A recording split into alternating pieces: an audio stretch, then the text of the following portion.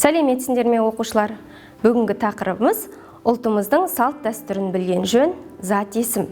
Бүгін сендер мәтіннен және сөздер жинақтарынан зат есімді табасыңдар, мәтін мазмұны бойынша сұрақтар құрастырасыңдар және сол сұрақтарға өз пікірлеріңді айтасыңдар.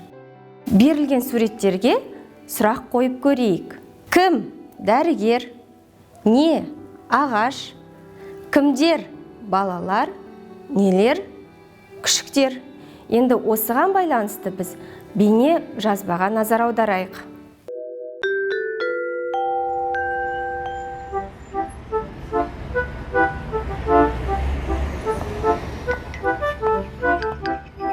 Біздің үйге қонаққа кімдер келеді?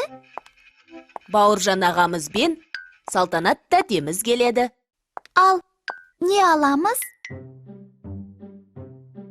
Әртүрлі заттар аламыз. Әртүрлі заттар емес қой бұл. Енді не? Бұл азық түлік. Тағы не аламыз? Керек жарақ заттарды аламыз. Мыналар көкөністер. Дана, мына заттарға қандай сұрақ қойылады? Мынау не? Мыналар нелер? Не, нелер, кім, кімдер деген сұрақтар қойылатын сөздер заттың атын білдіреді. Түсінікті ме? Түсінікті. Онда Бауыржан, Салтанат деген сөздер кім деген сұраққа жауап бере ме? Иә, олар адамның есімдері. Бауыржан ағам дәрігер, ал Салтанат тәтем кім? Салтанат тәтең мұғалім. Мұғалім, дәрігер, аға, тәте сөздері де заттың атын білдіретін сөздер ғой. Иә, адамға қатысты сөздерге кім, кімдер деген сұрақтар қойылады. Кім? Дәрігер. Кім? Салтанат. Кім? Бауыржан. Дұрыс. Ал заттар мен жануарларға қатысты сөздерге не, нелер деген сұрақтар қойылады. Не? Сүт. Не? Үй.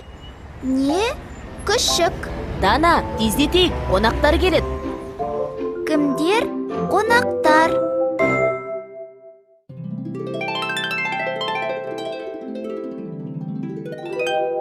Қайталайық. Заттың атын білдіретін сөздер. Заттың атын білдіретін сөздерге кім, кімдер, не, нелер деген сұрақтар қойылады. Мысалы, салтанат, сүт, азық түлік, сәбіз, дәрігер, балалар, жануар. Адамға қатысты сөздерге кім, кімдер деген сұрақтар қойылады. Кім? Бауыржан. Кім? Салтанат. Кім? Дәрігер. Кім? Мұғалім. Заттар мен жануарларға қатысты сөздерге не, нелер деген сұрақтар қойылады. Не? Сүт. Не? Үй. Не? Күшік.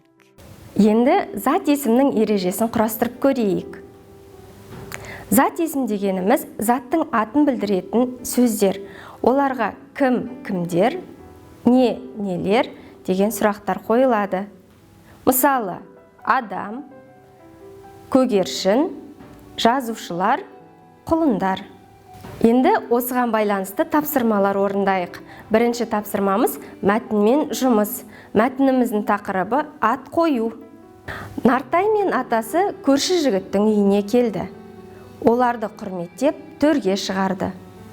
Осыдан кейін үй иесі сәбиді алып келді. Сәбиге ат қою үлкен міндет, деп Нартайдың атасы сәбиді ептеп қолына алды. Оның құлағына «Сенің атың Ержан» деп 3 рет айқайлады. Сонан соң үй иесіне қарай бұрылып, «Енді Ержаныңды өз қолыңа алып, апарып бесігіне жатқыз» деді. Басқа қонақтар Ержанның өмір жасы ұзақ болсын деп тілектерін айтып жатты. Енді осы мәтін мазмұны бойынша сұрақтар қой. Мәтіннен кім не сұрағына байланысты сөздерді табайық.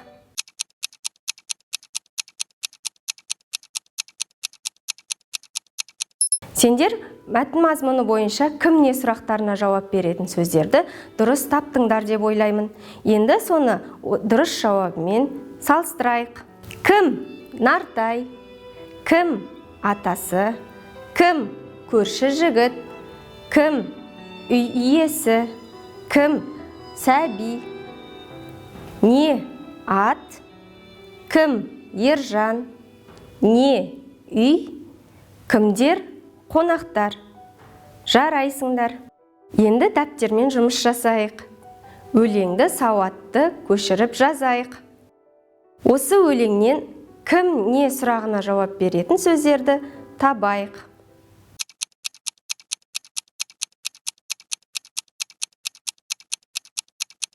Сендер кім не сұрағына жауап беретін сөздерді дұрыс таптыңдар деп ойлаймын.